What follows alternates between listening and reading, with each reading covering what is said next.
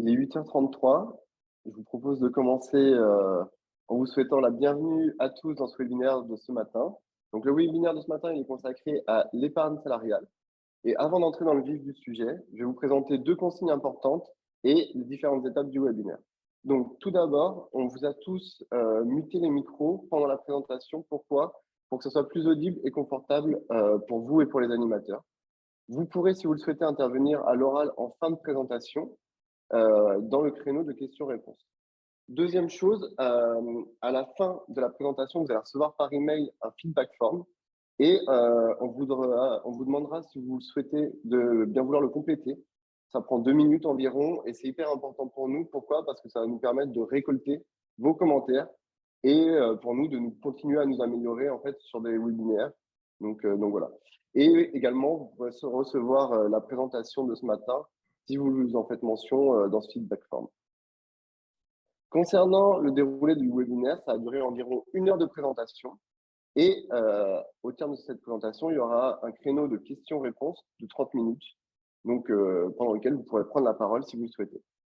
Concernant les questions, justement, vous avez également le loisir pendant la présentation de les poser via le chat et on y répondra au fur et à mesure. Et s'il y a des questions qui reviennent assez souvent, ben on y répondra de manière générale à l'oral à la fin de la présentation. Donc, concernant la présentation de ce matin, elle est assurée par une équipe de choc composée de Clément Damblanc et de Lucas Bulfoni, qui sont tous les deux analystes chez Culture Patrimoine. Ce sont des experts des sujets patrimoniaux et notamment de l'épargne salariale. Donc, ils sont dynamiques et chaleureux et ils sauront parfaitement vous éclairer et vous guider sur ce sujet. Donc voilà. Concernant le sommaire de ce matin, donc il est composé de plusieurs parties, en commençant par qu'est-ce que l'épargne salariale. Ensuite, on a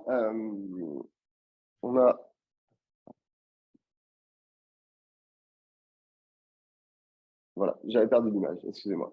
On aura ensuite une présentation des dispositifs d'épargne salariale. Ensuite, on abordera les supports d'épargne salariale pour enfin finir sur un cas pratique présenté du coup par Lucas et Clément. Donc voilà pour le sommaire.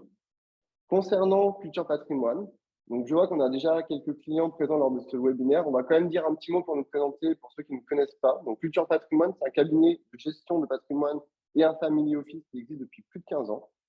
Pour illustrer notre métier, on aime bien utiliser l'image du Sherpa patrimonial dans l'Himalaya. Pourquoi? En fait, parce que notre but, notre objectif, c'est d'être votre interlocuteur de référence et le guide pour vous accompagner sur l'ensemble des sujets des problématiques patrimoniales.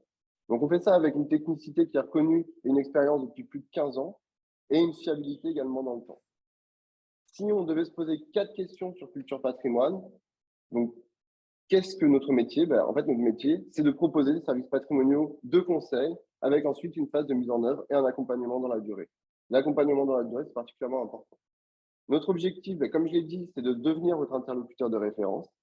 Et pour qui ça s'adresse, du coup, nos services? Ce n'est pas uniquement pour les personnes qui ont un patrimoine ou des revenus importants. En fait, ça s'adresse également à toute personne qui se pose des questions, que ce soit de transmission, d'organisation, de retraite, d'épargne salariale comme aujourd'hui. En fait, c'est assez large. À partir du moment où on se pose une question sur ce sujet, on va pouvoir vous accompagner. Et comment? Comme je vous l'ai dit, c'est avec technicité, expérience et fiabilité. On a notamment une technicité qui est reconnue depuis 2003 avec une expertise qui est référencée chez déjà de très nombreux organismes type Francis Lefebvre Formation, la Chambre de commerce et d'industrie de Paris, pour en citer quelques-uns. Concernant notre champ de compétences, comme on l'a dit, il est vaste puisqu'on va à la fois intervenir sur des problématiques de fiscalité comme l'impôt sur le revenu, l'impôt sur la fortune immobilière, l'impatriation, pour en citer quelques-uns, les montages de sociétés avec les opérations avant cession, l'optimisation des flux de rémunération, en retraite avec tout ce qui est stratégie via les rachats, l'épargne, etc., les investissements immobiliers et financiers et la protection de la famille, notamment avec la prévoyance. Enfin, un dernier mot pour vous indiquer que nous tenons à votre disposition pour échanger 1 heure sur votre situation et déterminer ensemble les actes de valeur ajoutée. Donc, certaines personnes hésitent parfois car elles disent que ce n'est pas forcément pour eux nos services. Et en fait, c'est vraiment dommage parce qu'on trouve régulièrement des pépites en rendez-vous, des perles. Et au pire, c'est 1 heure de temps engagé d'une part et d'autre, non facturé. Donc voilà. Pour vous donner quelques chiffres là-dessus, bah, voilà, le retour sur nos honoraires, c'est généralement 8 fois le montant investi sur une durée de 24 mois. Donc, voilà, n'hésitez pas. Dernier point, nos coordonnées se trouvent à la fin de la présentation. Donc, si vous avez besoin de nous contacter, vous pouvez les utiliser ou également l'indiquer dans le feedback form que je vous invite encore une fois à compléter. Merci pour votre attention. Je vais laisser la main à Clément et Lucas pour commencer la présentation. Et je vous souhaite du coup un bon webinaire. Merci Nathan. Maintenant que les présentations sont faites, rentrons dans le vif du sujet. D'abord, qu'est-ce que l'épargne salariale? Eh bien, c'est un système d'épargne collectif qui peut être mis en place au sein d'entreprises.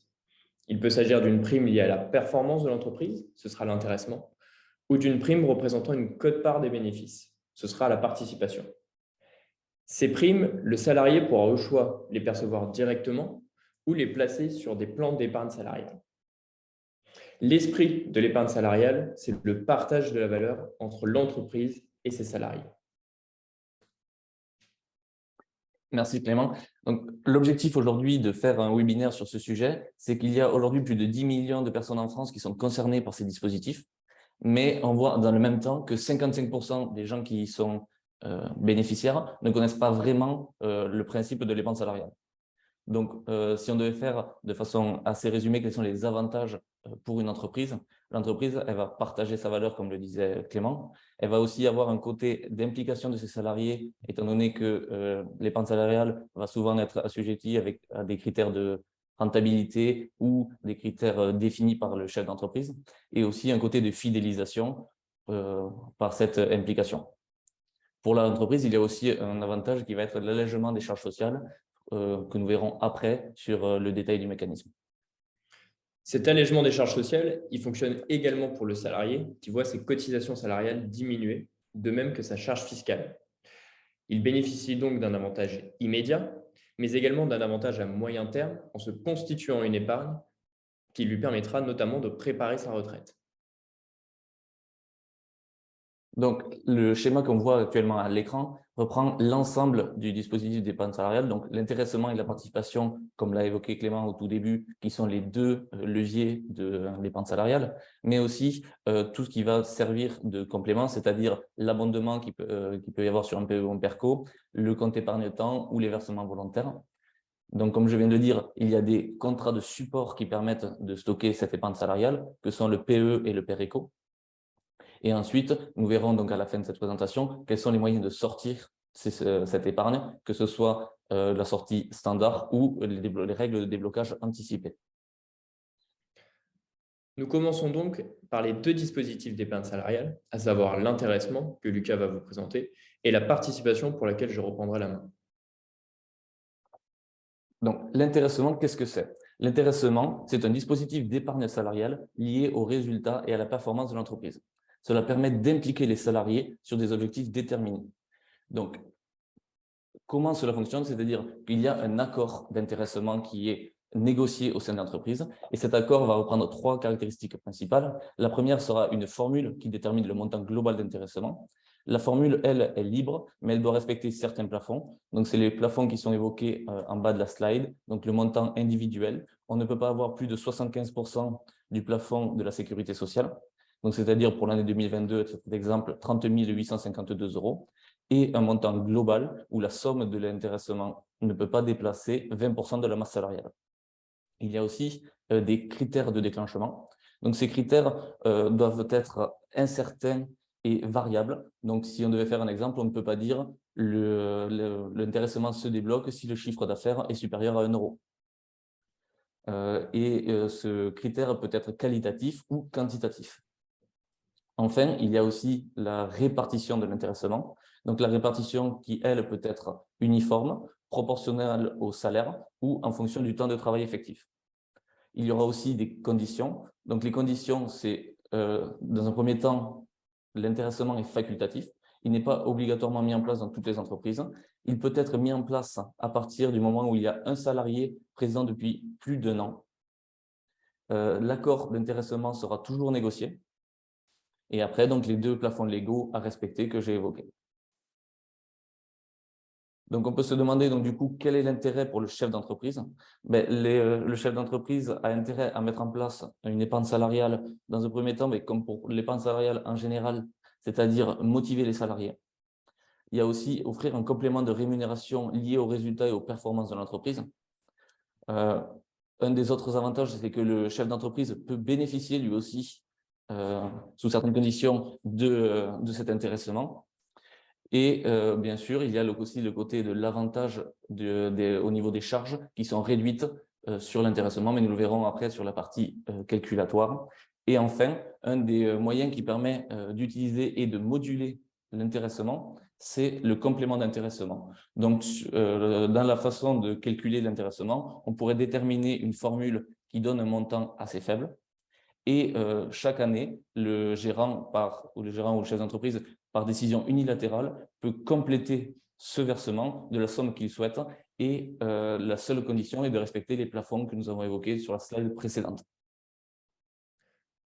Pour le salarié, c'est une récompense du travail pour l'atteinte des objectifs collectifs. Il va pouvoir bénéficier à la fois d'un complément de rémunération avec une fiscalité réduite en ce qui concerne en tout cas déjà les charges sociales. On va avoir des charges réduites à 9,7%. Et il aura donc le choix, comme j'ai expliqué tout à l'heure, de percevoir soit immédiatement, et donc de percevoir ces sommes en même temps que son salaire, ou sinon de les placer avec les avantages que nous verrons par la suite. Le deuxième le deuxième mécanisme que nous allons voir, c'est la participation. La participation, c'est également une source de motivation pour les salariés. C'est un mécanisme de redistribution des bénéfices, cette fois. Cette répartition, elle peut être, comme pour l'intéressement, elle peut être uniforme, donc identique à chaque salarié, proportionnelle au temps de travail, donc un salarié à mi-temps touchera 2 fois moins qu'un salarié à temps plein, ou proportionnelle à la rémunération perçue. Pour ce dernier cas, le calcul de la répartition proportionnelle se fait avec un plafond. C'est-à-dire qu'un salarié, par exemple, qui touchera 200 000 €, on ne prendra en compte que 3 fois le montant du plafond annuel de la sécurité sociale, c'est-à-dire 123 408 € pour être précis. La participation, elle peut être mise en place par toute entreprise ayant au moins un salarié. Elle est facultative en dessous de 50 salariés et devient obligatoire lorsque l'entreprise en emploie au moins 50 sans interruption au cours des 5 dernières années. C'est un accord négocié à durée déterminée ou indéterminée, mais avec un minimum d'une durée d'1 an. Le plafond est identique à celui de l'intéressement. Cependant, il ne faut pas confondre, ils sont indépendants et il est possible de percevoir au maximum 30 852 € pour l'intéressement et 30 852 € pour la participation à côté. Pour déterminer le montant de la participation, il y a 2 options qui existent. Soit l'entreprise décide d'appliquer la formule légale. Celle-ci prend en compte la moitié du bénéfice net, diminué de 5% du montant des capitaux propres et multiplié par les salaires sur la valeur ajoutée de l'entreprise. Un peu complexe, mais c'est le minimum légal. Ou sinon, l'entreprise décide d'une formule plus favorable, comme par exemple décider de distribuer la moitié de ses bénéfices. C'est envisageable. Si vous êtes salarié au sein d'une entreprise de plus de 50 salariés, vous êtes certainement bénéficiaire déjà d'un plan de participation. Vous bénéficiez donc des bons résultats de votre entreprise en percevant un complément de rémunération qui peut être placé pour la retraite. Du point de vue du chef d'entreprise, l'objectif va être un peu le même que pour l'intéressement. Ça va être toujours de faire participer les salariés aux bénéfices de l'entreprise. Il y a donc le même principe, le chef d'entreprise peut bénéficier de cette participation. Et enfin, il y a de la même manière moins de charges au niveau de l'entreprise pour le versement de ces sommes. Une fois les dispositifs présentés, encore faut-il avoir des supports sur lesquels placer ces sommes. Il existe 2 types d'enveloppes, le PEE et le PERECO. Ce dernier ayant divers noms, mais on ne le développera pas forcément ici. Le bénéficiaire, il peut également décider de percevoir ces sommes directement sur son compte courant. C'est pour ça qu'on a matérialisé le compte courant sur notre slide. La principale différence entre ces dispositifs réside dans leur disponibilité. Si vous décidez de ne pas placer ces sommes, elles seront disponibles directement sur votre compte en même temps que votre salaire. Pour le PEE, les sommes sont bloquées pour 5 années, alors que pour le PERECO, l'horizon est plus lointain, avec un déblocage en principe à la retraite. Les bénéficiaires, ce sont les mêmes que pour l'intéressement et la participation. On va placer l'intéressement et la participation sur ces plans-là. En pratique, la mise en place est possible dès lors que l'entreprise emploie un salarié et est donc indirectement obligatoire à partir de 50 salariés, puisque la participation en elle-même devient obligatoire. Il est possible d'ouvrir ces deux enveloppes séparément. L'entreprise peut ainsi mettre en place un PERECO ou seulement un PE, ou les deux en même temps. Ces supports vont permettre de bénéficier d'un versement complémentaire de l'entreprise, l'abondement. Donc l'abondement, qu'est-ce que c'est? Il s'agit d'un complément d'épargne facultatif des versements des bénéficiaires. Il est versé par l'entreprise uniquement sur le PE et le PERECO. Si le salarié décide de percevoir les sommes directement, il ne pourra pas bénéficier de cet abondement. Le salarié peut le déclencher grâce à des versements volontaires, l'intéressement, la participation, voire, un cas qu'on développera plus tard, le transfert de son compte épargne-temps vers le PERECO. Pour sa mise en place, l'entreprise décide d'abord d'un taux entre 0 et 300%. Ainsi, si l'abondement est fixé à 300%, un versement de 100 € par le bénéficiaire permettra un abondement de 300 €. L'entreprise peut également décider d'un plafond. Par exemple, l'entreprise ne dépassera pas 1 000 € d'abondement par salarié. En complément, des conditions d'octroi peuvent être fixées. Ainsi, une entreprise peut décider qu'elle ne versera l'abondement qu'aux personnes présentes depuis tant d'années dans l'entreprise. Enfin, pour les dispositifs exposés précédemment, l'abondement est plafonné. Pour le PE, c'est 8% du PAS, soit 3 290 €. Pour le PERECO, le plafond est un peu plus important, c'est 16% du PAS. La logique, elle est double. C'est à la fois le prix du temps de blocage, ainsi qu'une incitation à placer sur le PERECO pour préparer davantage sa retraite. Donc, une fois que nous venons de voir ces trois principes, donc l'abondement, l'intéressement et la participation, nous allons voir quels sont les avantages fiscaux que génèrent ces trois mécanismes pour l'entreprise. Donc, dans un premier temps, ces trois mécanismes sont exonérés de charges patronales. Il peut y avoir un forfait social. Ce forfait social est exonéré si l'entreprise a moins de 50 salariés pour l'abondement et la participation. Sinon, ce sera 20%. Et pour l'intéressement, ce sera une exonération si l'entreprise détient moins de 250 salariés et les entreprises étant plus de 250 salariés, il y aura aussi 20%. Enfin, les sommes versées en abondement, intéressement et participation sont déductibles du bénéfice imposable. Pour les bénéficiaires, il faut distinguer d'un côté l'intéressement, participation, abondement, et de l'autre les versements volontaires. Pour les trois premiers, le bénéficiaire ne paiera que 9,7% au titre des charges salariales et sera exonéré d'impôt sur le revenu pour les sommes placées sur le PE et le PERCO. Pour les versements volontaires, c'est-à-dire les sommes versées en plus par le salarié, la partie versée sur le PERECO est déductible des revenus imposables. Ces versements sur les PERECO, elles s'imputent sur les plafonds d'épargne retraite. Vous savez, c'est ces plafonds que vous avez à la fin de votre avis d'imposition et qui sont reportés tous les ans.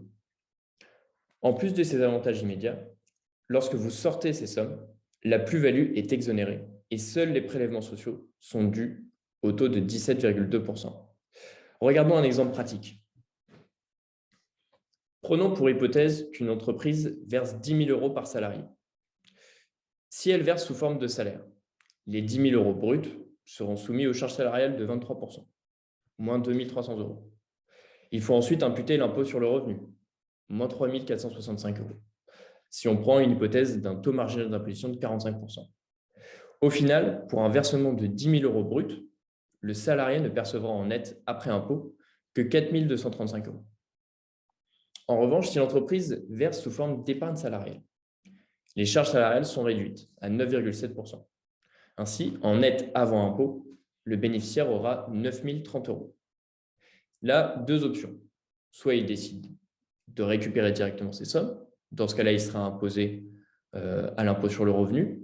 soit, in fine, il aura perçu en net après impôt 4 967 €. Ou en revanche, s'il décide de placer cette épargne salariale sur les supports qu'on a évoqués, il bénéficiera d'une exonération d'impôt et il aura donc 9 030 €. Le montant perçu varie donc entre 4 235 immédiatement ou 9 030 plus tard.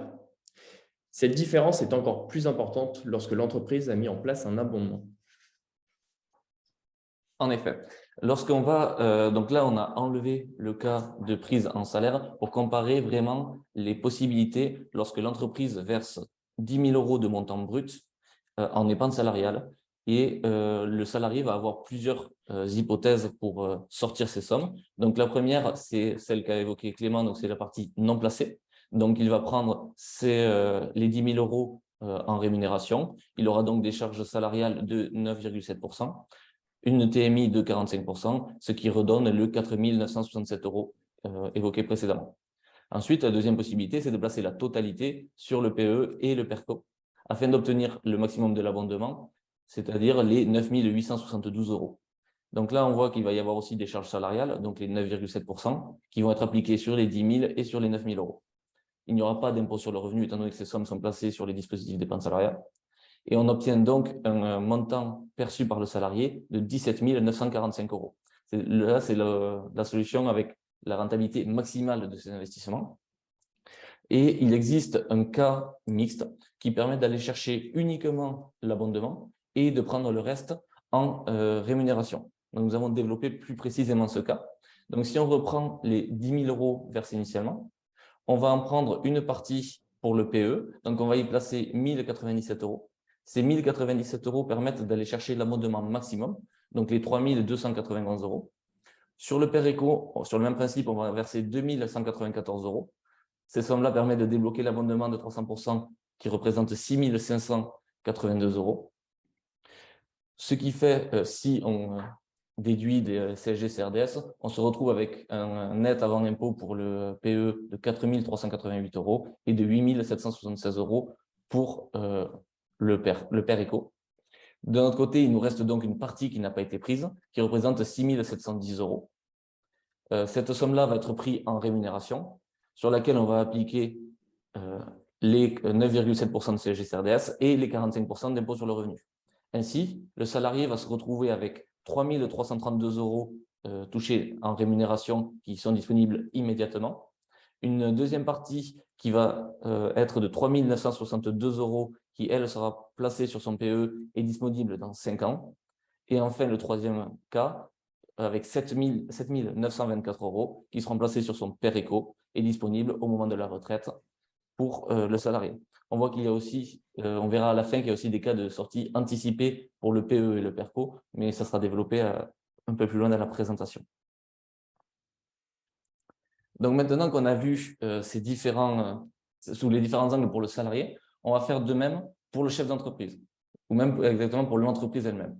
Donc si on prend un budget de coût entreprise de 10 000 € par salarié, on va avoir donc, si on le verse en rémunération, un montant de charge patronale de 3 395 € et un montant brut versé par l'entreprise de 6 605 €. Ce qui fait que le salarié touchera son salaire brut, lui, sera de 6 605 €. On voit déjà qu'il y a une différence entre la valeur que veut verser l'entreprise et la valeur qu'elle verse réellement. Une fois que le salarié a perçu ces 6 605 €, on voit qu'il a les charges salariales et les impôts sur le revenu. Donc, il se retrouve, lui, avec un net après impôt de 2 937 €. Donc là, on voit qu'il y a quand même une différence qui est énorme entre le coût de l'entreprise et le salaire réellement perçu par le salarié. Si on prend le principe d'un intéressement et une participation non placée, donc là, on va partir avec les 10 000 € de budget entreprise. Il n'y aura pas de charge patronale. Et si l'entreprise a moins de 50 salariés pour l'intéressement et 250 pour la participation, il n'y aura pas non plus de forfait social. Donc, pour les 10 000 € versés par l'entreprise, cela représente 10 000 € de brut pour le salarié. Une fois de plus, on va appliquer les charges sociales de 9,7%, l'impôt sur le revenu de 45%. On se retrouve donc avec un net perçu par le salarié de 4 967 €. Donc déjà, on voit qu'on a quasiment doublé le montant obtenu par le salarié grâce à l'épargne salariale. Le troisième cas, c'est de verser ces sommes-là sur le PE et ou le PERECO, pardon. Donc là, sur le même principe, les 10 000 euros sont exonérés de charges patronales et on prend le cas où il n'y aurait pas de forfait social. Donc le salarié se retrouve avec un montant brut de 10 000 euros qu'il va placer sur son PE et PERECO. Il aura donc quand même les charges sociales de 9,7%. Il est exonéré d'impôt sur le revenu, ce qui lui fait 9 000 euros de perçu. Mais sur le même principe, il y a toujours ce côté de blocage de 5 ans pour le PEE et bloqué jusqu'à la retraite pour le PERECO.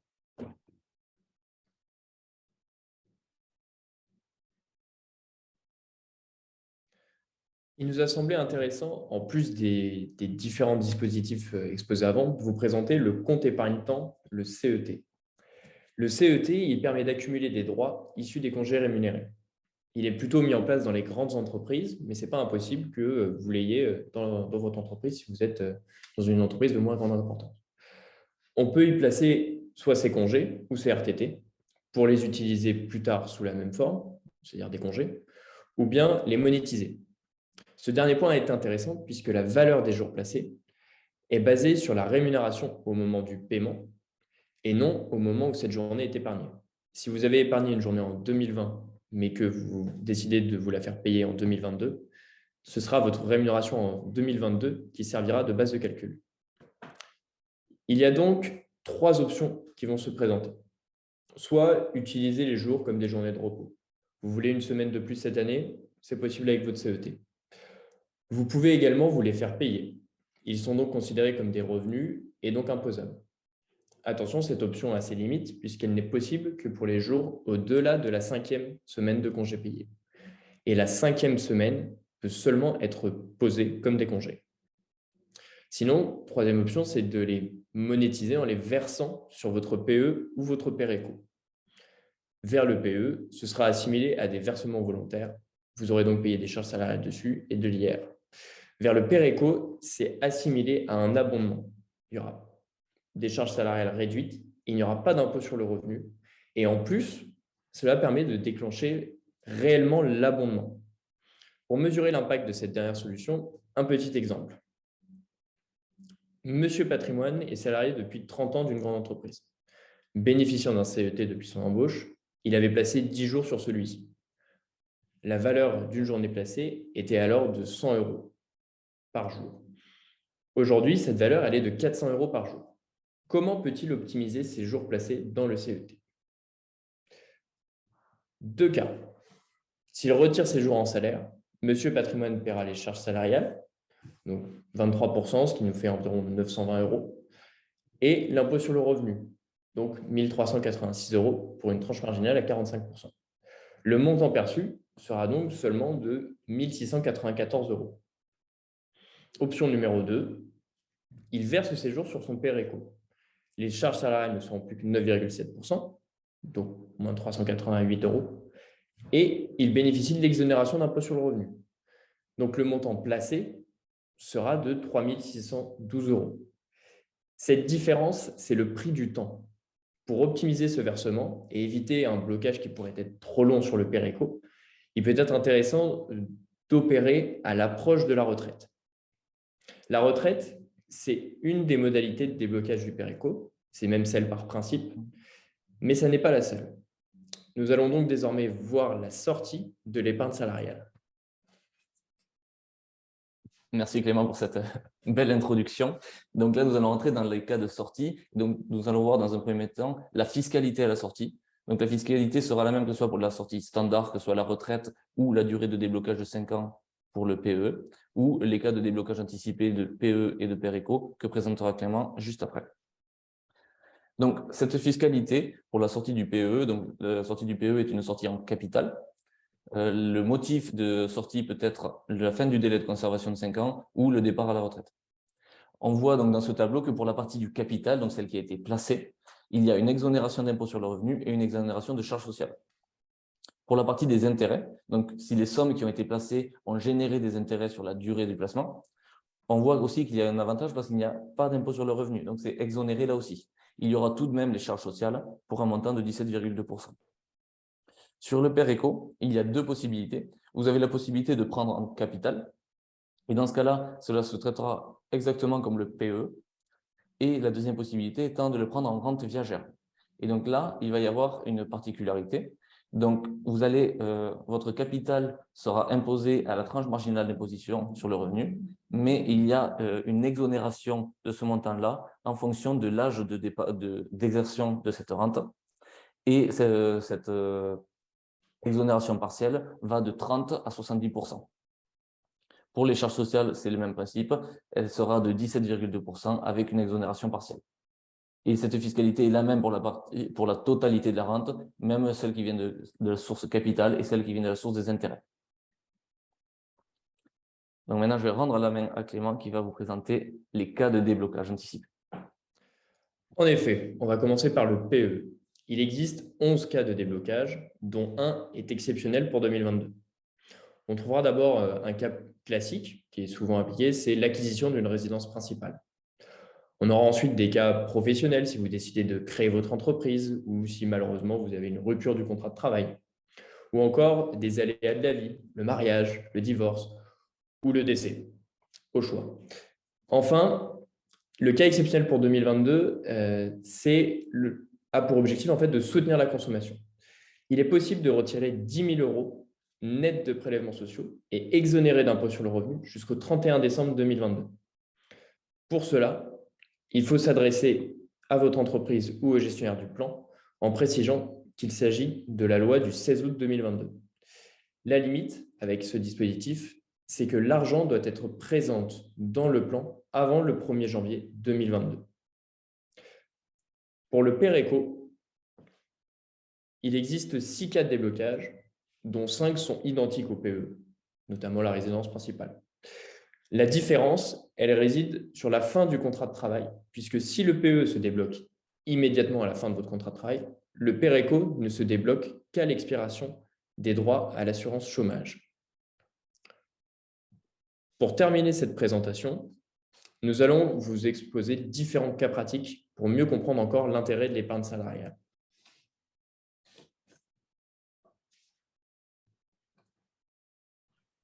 Donc, dans le premier cas pratique, nous allons prendre Madame Patrimoine, qui est gérante d'une SARL, et cette entreprise emploie 4 salariés. Le plan d'intéressement qui a été mis en place prévoit les conditions suivantes. Les conditions de déclenchement pour l'intéressement seront un chiffre d'affaires supérieur à 6,5 millions.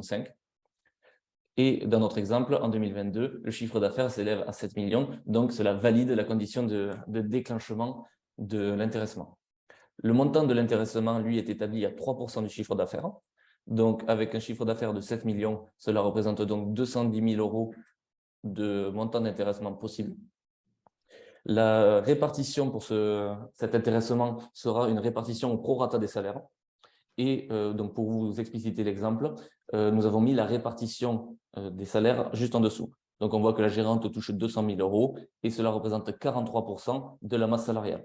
Donc, si on reprend de façon théorique 43% de l'intéressement total que représente 210 000 €, elle devrait toucher 90 000 € et le salarié 1, par exemple, lui en toucherait 45 000 €.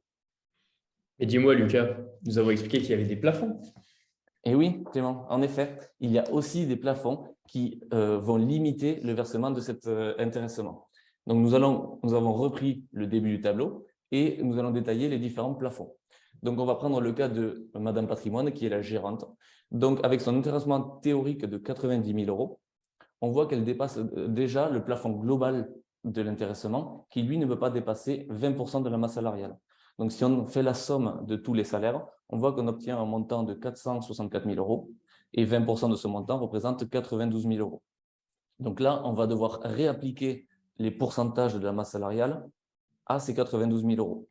On obtient donc un résultat après plafonnement de 40 000 € d'intéressement pour la gérante, 20 000 € pour le salarié 1, 15 000 pour le 2, 11 000 pour le 3 et 6 800 pour le 4.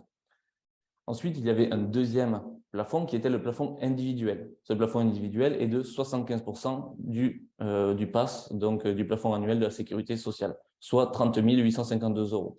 Donc, on voit que Madame Patrimoine est encore une fois plafonnée Donc, elle ne pourra pas toucher plus que 30 852 €. Les autres salariés touchant moins n'ont pas ce problème et ne sont pas plafonnés. Enfin, il y a une dernière règle à mettre en place et un plafonnement, c'est que le chef d'entreprise ne peut pas percevoir plus que le salarié le mieux rémunéré. Et donc, dans notre cas, c'est le salarié 1 qui lui touche 20 000 € d'intéressement, pardon. Donc, Madame Patrimoine ne pourra pas toucher plus que ces 20 000 €. Donc, on obtient donc, avec la dernière ligne du tableau, le montant réellement perçu en intéressement une fois que l'on applique toutes les règles de plafonnement. On voit que par rapport à l'intéressement théorique en ligne 4, il y a une grosse différence parce que pour la gérante, par exemple, elle touche 20 000 € au lieu de 90 000 € et pour le salarié 1, il va toucher 20 000 € au lieu de 45 000 €.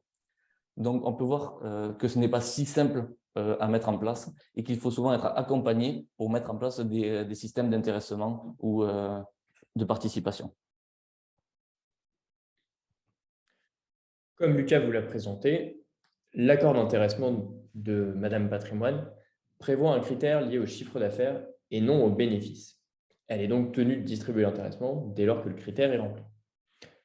Si nous conservons les conditions exposées par Lucas, comment Madame Patrimoine aurait-elle pu garder la main sur l'intéressement pour ne pas mettre en difficulté sa société une année où les résultats sont moins bons, mais le chiffre d'affaires toujours aussi élevé? Le plan d'intéressement aurait pu prévoir les conditions suivantes. Une condition de déclenchement identique, 6,5 millions, et on part du principe que ces 7 millions, c'est rempli. Mais au lieu de prévoir un montant d'intéressement de 3% du chiffre d'affaires, Madame Patrimoine aurait pu fixer ce montant à 0,5% du chiffre d'affaires. Et elle aurait pu prévoir à côté un complément d'intéressement de 2,5% du chiffre d'affaires distribuable sur décision unilatérale de l'employeur. Avec cette répartition, le résultat serait le même les bonnes années. Si Madame Patrimoine décide de verser le complément d'intéressement, on aurait au total 72 800 € de distribués. En revanche, si l'entreprise réalise une moins bonne année, elle ne serait pas contrainte de verser ces 72 800 €, mais seulement 35 000 € au total. Pour terminer, prenons l'exemple d'une EURL avec un conjoint collaborateur salarié. Oui, donc dans ce troisième cas pratique, nous allons voir un cas qui se présente souvent chez nos clients. Donc, dans notre cas, une chef d'entreprise avec son conjoint qui va être collaborateur salarié.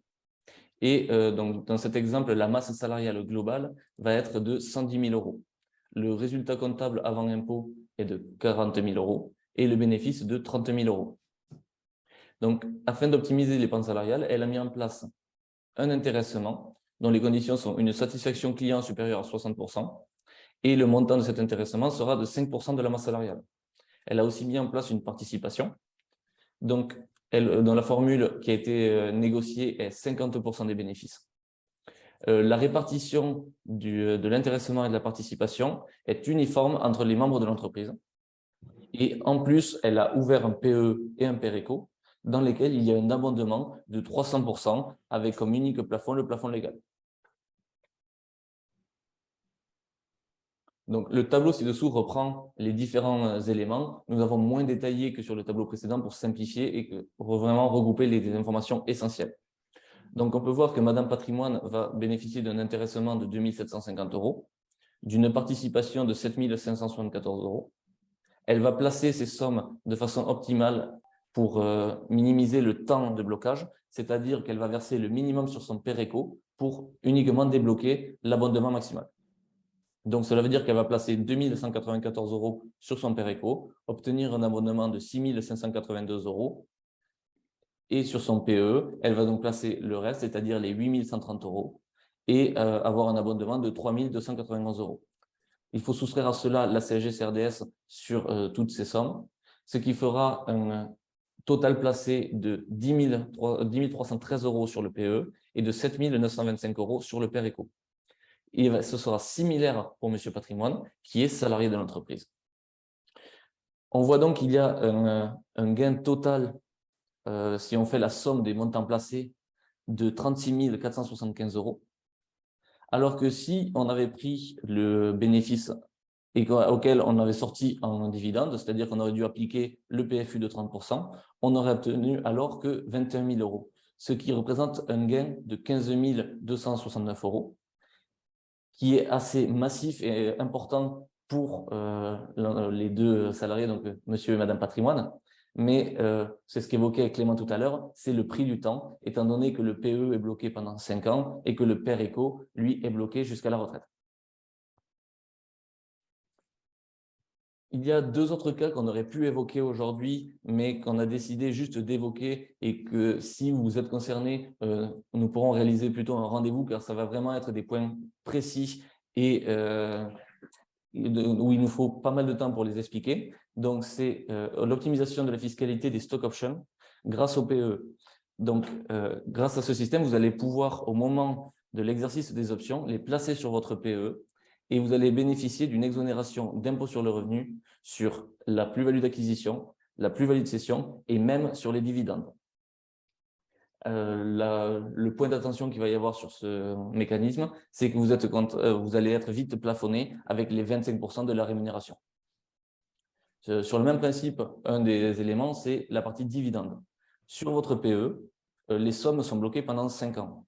Si vous placez des sommes sur une action et que cette action vous verse des dividendes, à partir des 5 ans, chaque dividende versé provenant de ces sommes initialement mis il y a 5 ans sont débloquables. Donc, vous pouvez avoir un montant placé qui vous verse tous les ans des dividendes et ces dividendes sont débloqués automatiquement à partir de la 5e année du placement.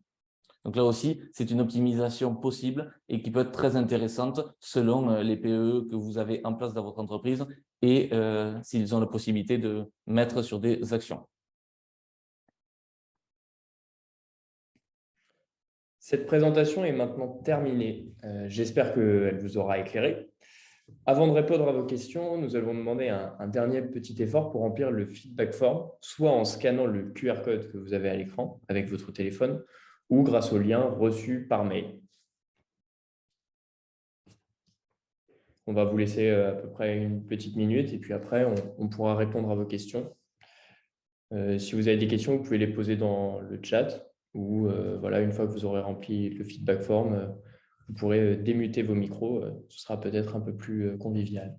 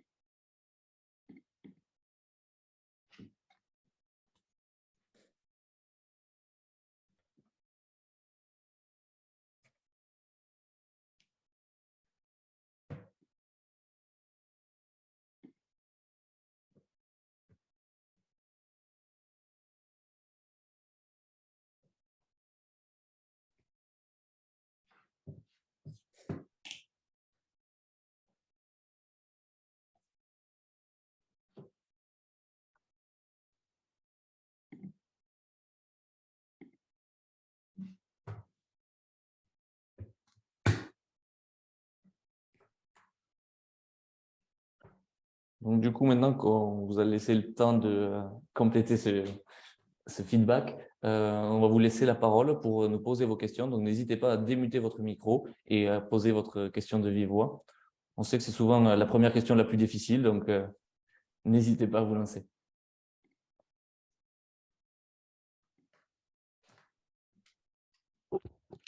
Oui, bonjour. Guillaume Quinty, j'aurais une question sur la mise en place de l'intéressement. Ce qui n'est pas complètement clair pour moi, c'est est-ce que, par exemple, on pourrait convertir un système existant de rémunération variable des salariés en de l'intéressement? Ce que je n'ai pas très bien compris, c'est comment se fait le calcul initial. Est-ce qu'en fait, ça doit être un objectif commun, le calcul doit être le même pour tout le monde, ou chacun peut avoir finalement quelque chose d'individualisé?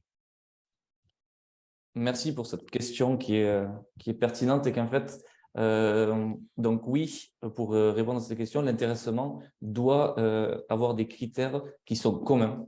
Donc, en fait, ça va être des critères d'entreprise. C'est pour ça que dans notre exemple, on avait pris par exemple le chiffre d'affaires, ou ça peut être la satisfaction client, mais c'est la satisfaction client globale. Ça ne va pas être un intéressement qui sera personnalisé, parce que l'objectif étant d'aller dans les objectifs entreprise et non pas que ce soit comme dans votre cas, une alternative à un variable personnalisé. D'accord, merci.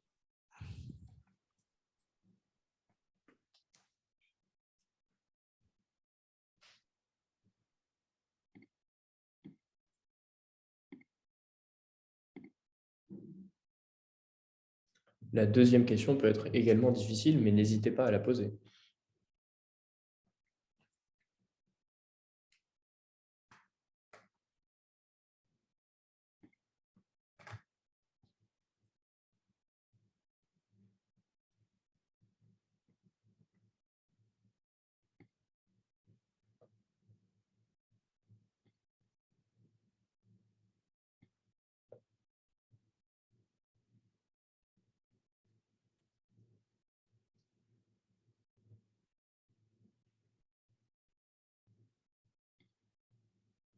S'il n'y a aucune question, c'est qu'on a été visiblement assez clair, mais c'est possible, n'hésitez vraiment pas, c'est le moment, on a un peu de temps, donc n'hésitez pas à poser une question.